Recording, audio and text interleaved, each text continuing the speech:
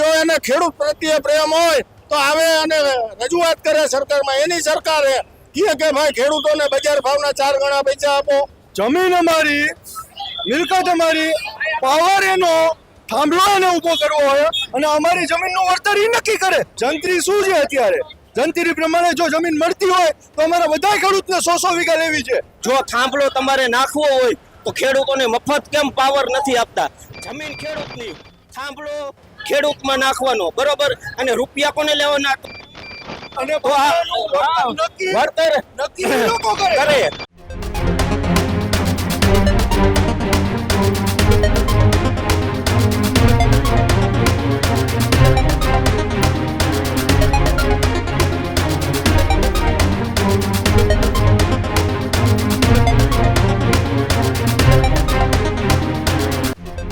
આખો વિડીયો જોતા પહેલા હજુ પણ અમારી ચેનલને સબસ્ક્રાઇબ નથી કરી તો યુટ્યુબ પર સબસ્ક્રાઇબ કરો અને ફેસબુક અને ઇન્સ્ટાગ્રામ પર ફોલો કરો.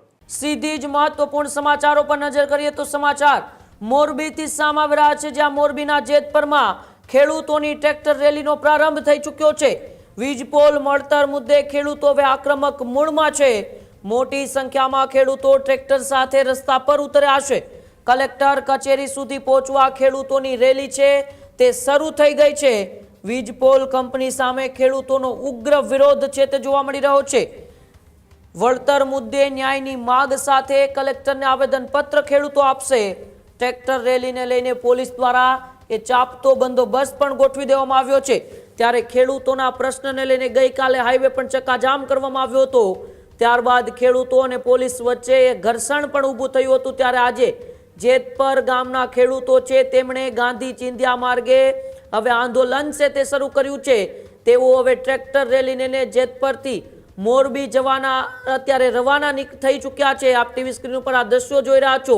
કેટલાક ખેડૂતોએ ટ્રેક્ટરો લઈને હવે મોરબી કલેક્ટર કચેરી ખાતે પહોંચશે અને મોરબી કલેક્ટરને આવેદનપત્ર પાઠવશે.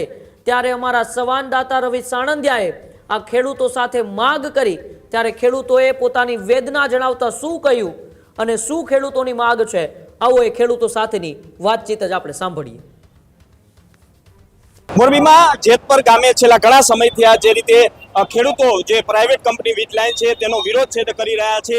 એક બાદ એક દ્રશ્યો છે તે સામે આવ્યા હતા. જે રીતે વાત કરવામાં આવે તો મોટી સંખ્યામાં ગઈકાલે ખેડૂતો છે તે વીજલાઇનનો વિરોધ કરવા જઈ ગયા હતા. ત્યારે જ તેમની અટકાયત છે તે કરવામાં આવી હતી. તેને લઈ અને જે ખેડૂતો છે તે હાઈવે સુધી પહોંચ્યા હતા અને હાઈવે ચક્કાજામ છે તે કર્યો હતો. બીજી તરફ જોવા જઈએ તો જે ખેડૂતો ઉપર બળ પ્રયોગ છે તે કરવામાં આવ્યો હતો. તેના કારણે જે મહિલાઓ છે તે ઇન્જર્ડ થઈ હતી, તેમને હોસ્પિટલે એડમિટ કરવામાં આવી હતી. હાલ આ તમામ વિરોધની વચ્ચે ખેડૂતો છે તે હવે કલેક્ટર કચેરીએ પહોંચી રહ્યા છે. કારણ કે જે રીતે આજરોજ જેતપર ગામેથી જે ખેડૂતોની ટ્રેક્ટર રેલી છે તે નીકળી છે અને તેમનું સ્વાગત છે તે કરવામાં આવી રહ્યું છે. કલેક્ટર કચેરીએ ટૂંક સમયમાં આ જે ખેડૂતો છે તે પહોંચશે તે પહેલા જ આ જે દ્રશ્યો છે મહેન્દ્રનગર ચોકડીના, જ્યાં મોટી સંખ્યામાં ખેડૂતો છે તે ભેગા થયા છે અને અહીંયા પણ જે ટ્રેક્ટર રેલી જેતપરથી નીકળી છે તે કલેક્ટર કચેરીએ પહોંચશે તેમાં જોડાશે. અને અત્યારે જય જવાન જય કિસાનના નારા સાથે જે વીજલાઇન છે તેનો વિરોધ છે તે વિરોધ કરી રહ્યા છે. જે રીતે વાત કરવામાં આવે તો છેલ્લા ઘણા સમયથી આ જે આંદોલન છે તે વધુ ઉગ્ર બનતું જઈ રહ્યું છે. કારણ કે જે રીતે વાત કરવામાં આવે તો ખાસ જે રીતે ખેડૂતો છે તે સતત વિરોધ છે તે વિરોધ કરી રહ્યા છે. અને અત્યારે ખેડૂતો સાથે વાત કરી, શું કહેશો? જે વીજલાઇન નાખવામાં આવી રહી છે તેનો વિરોધ કરવામાં આવી રહ્યો છે. ગઈકાલે જે પોલીસે બળ પ્રયોગ કર્યો હતો અને આજે ટ્રેક્ટર રેલી યોજવામાં આવી છે. આ એક પ્રકારની તાનાશાહી છે. આ એક પ્રકારની તાનાશાહી કહેવાય. આ સરકાર દ્વારા જે ભાજપ સરકાર દ્વારા જે એના દલાલી કરવામાં આવી રહી છે. જો થાંભલો તમારે નાખવો હોય તો ખેડૂતોને મફત કેમ પાવર નથી આપતા? આ મફત પાવર આપવું નથી તમારે. જમીન ખેડૂતની, થાંભલો ખેડૂતમાં નાખવાનો, બરોબર? અને રૂપિયા કોને લેવાના? અને વળતર નક્કી લોકો કરે. જમીન અમારી, રૂપિયા એના.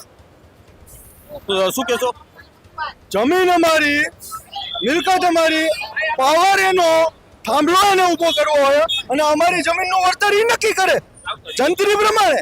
જંત્રી શું છે અત્યારે? જંત્રી પ્રમાણે જો જમીન મળતી હોય તો અમારા બધા ખેડૂતને 100 વીઘા લેવી છે. ક્યાંય છે ઓટ બનાવ્યું ત્યાં જોઈ છે અમારે જમીન આપવા તૈયાર છે.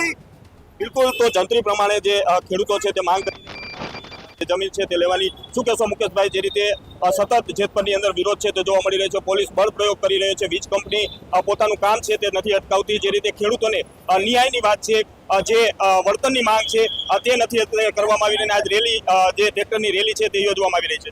આ ખેડૂતો અત્યારે સરકાર ખેડૂતો ઉપર તાનાશાહી ગુજારે. આવું તો અંગ્રેજોના શાસનમાં પણ ખેડૂતો ઉપર ગુલામ નથી. અંગ્રેજોના શાસનો પણ ખેડૂતોની વાત માનતા હતા કે ભાઈ દુષ્કાળ આવ્યો હોય તો વેરો માફ કરતા ન લેતા. આ સરકારે આ મોરબીના ચૂંટાયેલા પ્રતિનિધિઓ ભાજપનો, તાલુકાનો હોય, જિલ્લાનો હોય, ધારાસભ્ય હોય, સંસદ સભ્યો, એક પણ ખેડૂત વિશે શબ્દ બોલવા માંગતો નથી. તો જો એને ખેડૂત પ્રત્યે પ્રેમ હોય તો આવે અને રજૂઆત કરે સરકારમાં. એની સરકારે કે ભાઈ ખેડૂતોને બજાર ભાવના 4 ગણા પૈસા આપો, અને જંત્રી ભાવે અને જમીનું સરકારને આપ્યું હોય તો આપણે જોઈએ હોય એટલી ખેડૂત લેવી. આખા ગુજરાતમાં ખેડૂતો જમીન જંત્રી ભાવે લેવા રાજી. બિલકુલ, તો જે પ્રકારે વાત કરવામાં આવે તો સતત જેતપર ગામની અંદર વિરોધ છે તે જોવા મળી રહ્યો છે. જે રીતે મોટી સંખ્યામાં ખેડૂતો છે તે આજ રોજ જે રેલી છે તે ટ્રેક્ટર રેલી કાઢવામાં આવી રહી છે, અને અત્યારે તેમના જે ખેડૂતો છે તે મહેન્દ્રનગર ચોકડી ખાતે પણ એકત્રિત થયા છે. અન્ય ખેડૂતો છે તે પણ આ જે રેલી છે તેની અંદર જોડાઈ રહ્યા છે. સતત જે પ્રાઇવેટ કંપની દ્વારા જે વીજ લાઈન નાખવામાં આવી રહી છે તેનો વિરોધ છે તે થઈ રહ્યો છે. જે રીતે ખેડૂતોને યોગ્ય વળતર આપવાનું હોય તે યોગ્ય વળતર નથી આપતા, તેના કારણે હવે ખેડૂતો છે તે અત્યારે આવેદનપત્ર છે તે કલેક્ટરને આપવા જઈ રહ્યા છે. રવિ સાણંદિયા, ન્યૂઝ રૂમ, મોરબી.